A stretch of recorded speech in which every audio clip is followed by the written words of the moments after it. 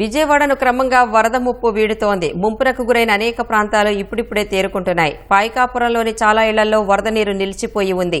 ప్రభుత్వం సహాయక చర్యలు ముమ్మరం చేశాయి. లోతట్టు ప్రాంతాల ప్రజలకు ట్రాక్టర్ల ద్వారా ఆహార పదార్థాలు పూర్తిగా అందిస్తున్నారు. ప్రభుత్వ చర్యలపై స్థానికులు సంతోషం వ్యక్తం చేస్తున్నారు. బుడమేరు వరదతో ఇంట్లో సామాన్లు పూర్తిగా దెబ్బతిన్నాయని, ప్రభుత్వమే తమను ఆదుకోవాలని వేడుకుంటున్నారు. ఆదివారం కాబట్టి ఇంటికాడ మగవాళ్ళు కొద్దిగా సహాయం చేయగలిగే వాళ్ళు వాలంటీర్స్ కింద ముంపు ప్రాంతాల్లో ఉండే వాళ్ళకి పైకి వాళ్ళ ఇంటి పైకి తరలించడం, చిన్నపిల్లల్ని పెద్దల్ని కాపాడుకోవడం ఇదైతే జరిగింది. కానీ ఆస్తి పరంగా అయితే చాలా నష్టం జరిగింది. చిన్నపిల్లలు, పెద్దలు, వృద్ధులు ఉన్నవాళ్ళు చాలా ఇబ్బంది పడుతున్నారు.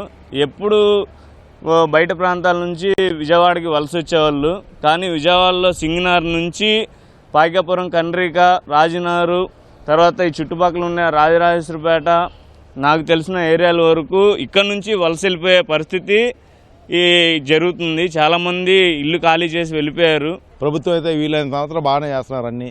కాకపోతే ఏంటంటే ఆయన చెప్పినట్టు అన్నీ కొంచెం కాలువలు పూటుకు తీస్తే త్వరగా వెళ్ళిపోద్దామని మా అభిప్రాయం. మా ఇంట్లో మొత్తం మునిగిపోయినాయి అన్నీ. చాలా పరుపు, మంచం, బీరు, వాషింగ్ మిషన్ అన్నీ పోయినాయి. మొత్తం ఏది దాంట్లో తేలుతున్నాయి నీటిలో. ఇప్పుడు కూడా తగ్గల మాది. అది చాలా ఇబ్బందిగా ఉంది. ఇంట్లో మొత్తం సామాన్ మొత్తం డ్యామేజ్ అయిపోయిందండి. ఇప్పటికీ ఒక అడుగు మేర ఇంట్లో నీరు ఉంది. ఇంకా మొత్తం లాస్ అయిందండి కంప్లీట్గా.